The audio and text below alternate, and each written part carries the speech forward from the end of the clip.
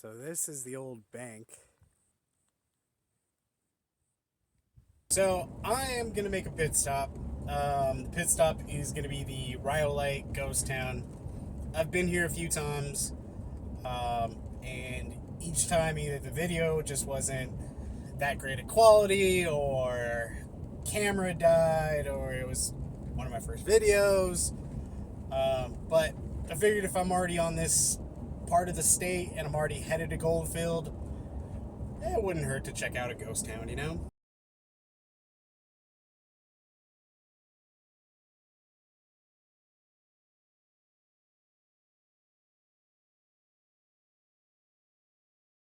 Is a ghost town here in Nevada. It's located near the town of Betty.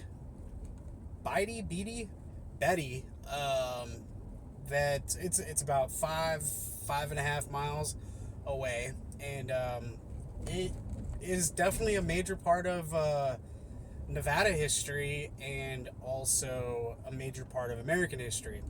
It's part of the Nevada Gold Rush, and essentially it was a booming town that had like a bank, had a grocery store, a school, hotels, and as soon as the gold rush peaked, this town essentially was abandoned overnight, which is incredible.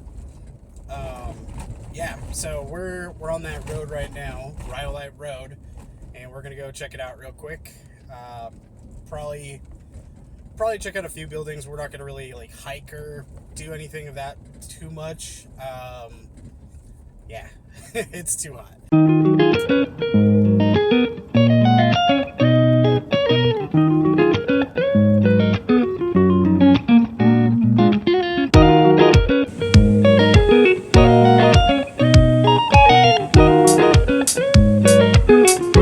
So part of the reason why I decided to make this quick pit stop for this adventure was the lady at the Ash Meadow National Wildlife Refuge had told me about a house that was over here in Rhyolite that had been constructed, and it was made completely out of glass bottles. So that's the main purpose of this side quest, if you will. But hey, I'm here. Might as well check out the whole thing, starting with the major buildings that are still standing for Rhyolite. So this is the old train depot. This is where they would bring all the gold and ship it out.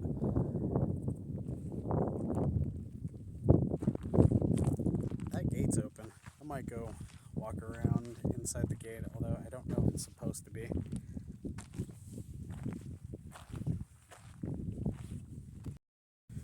Black car problems.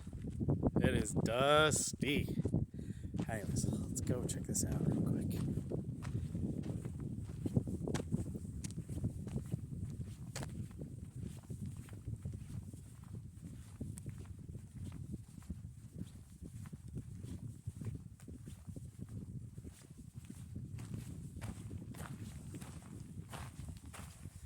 So they have a lot of the building boarded up for the train station, as you can see, probably to not only prevent any kind of destruction to this old train station, but also to keep anybody from getting hurt.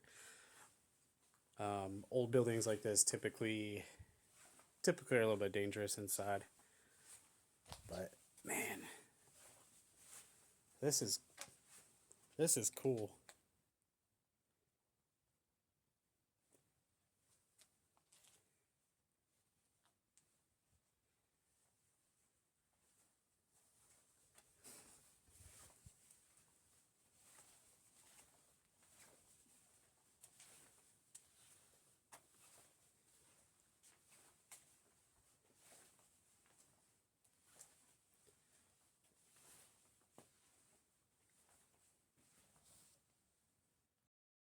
So this is the old train depot. This is where they would bring all the gold and ship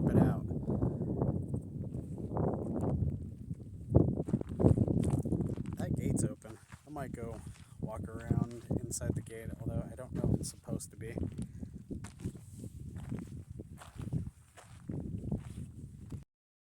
There are some more buildings down there that I have explored, and then right over there,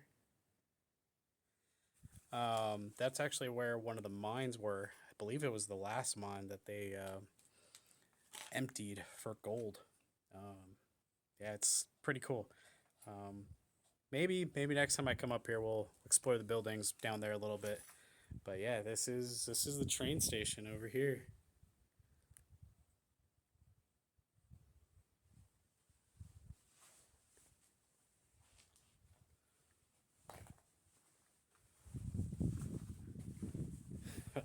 Imagine hundreds of people living in this town just to secure a precious metal. I do believe that there have been some preservation efforts here at Rhyolite that they've done to continue to preserve this piece of American history. So yeah, that's... I have this window not boarded up. I don't know if you can really see inside. Obviously there's a lot of dirt, dust and stuff. Boxes and tables. And these are like modern boxes. So, yeah. Well, let's go check out the next building. So this is an old Union Pacific train car that I would assume they used to use back in the day.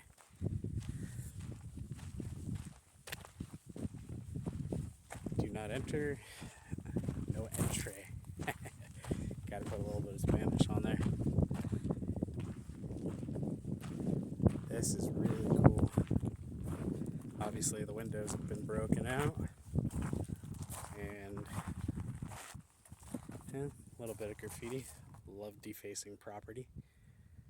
But yeah, this is an old train car that they used to have. And then this is the old ovary building. You can actually walk in there, but might as well.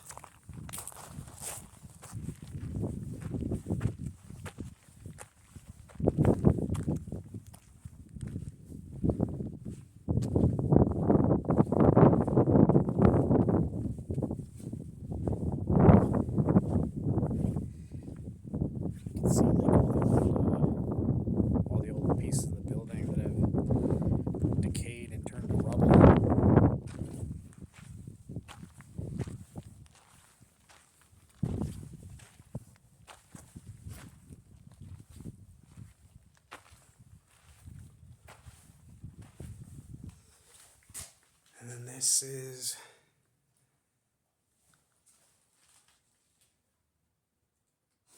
well, it stinks in here. I'll say that. And then more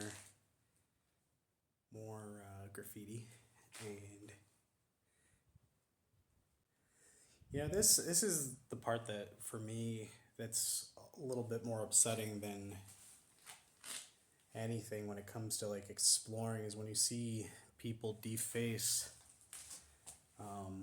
historic areas. Granted, this isn't that old, but like that recently that tourist from England that had carved his name on top of the not on top of, inside the Colosseum, like that's just like it's just upsetting. Like, why would you want to deface something that's like so historic? Granted, the Colosseum, in my opinion, isn't exactly a monument of the good deeds of humanity. It's actually probably humans at its worst. But yeah, defacing history it's a big no for me. This is the old Potter Brothers store. It's the old general store for the whole town.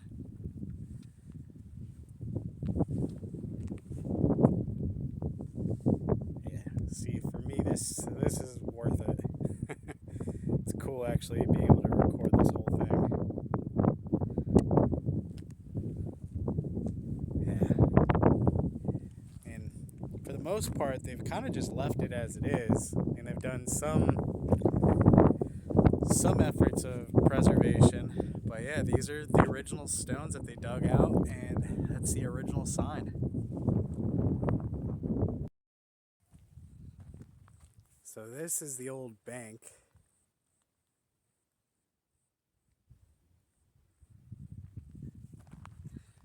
As you can see, it's decaying, and you are completely not allowed to go in there. It's fenced off with some barbed wire. But yeah, these are so cool. There's so much history here. I believe if I read correctly, that when this bank was completed, it was right when the mining ran out. So they kind of invested in this building, and yeah, there was no more gold.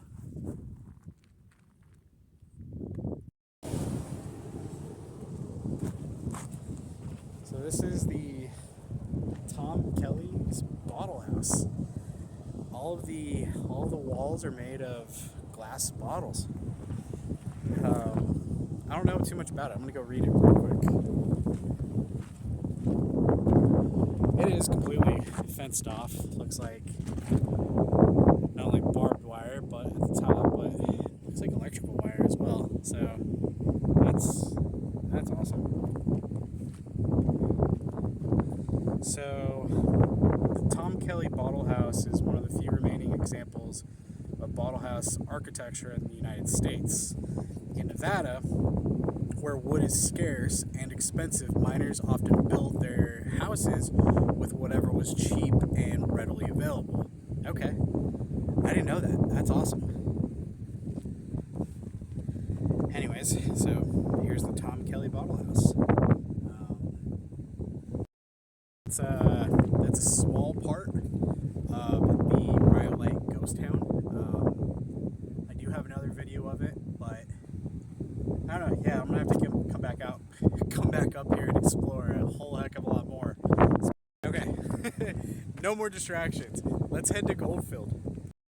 So on the way over to Tom's glass house, I saw something that I haven't seen in Nevada that I've been waiting to see, and I'm really stoked. So just a sec.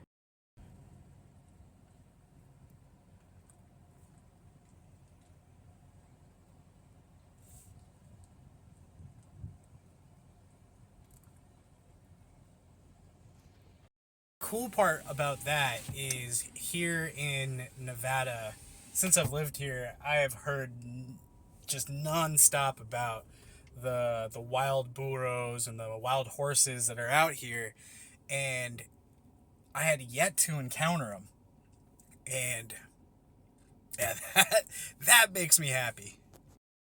I've heard nothing but amazing things about wild horses, wild donkeys, bighorn sheep. Now, I've seen bighorn sheep here in Nevada, but I haven't seen any wild donkeys. And it just kind of makes my heart melt that I finally saw one of the favorited animals that are wild out here, and it's so cool. I gotta stop being distracted and get to Goldfield.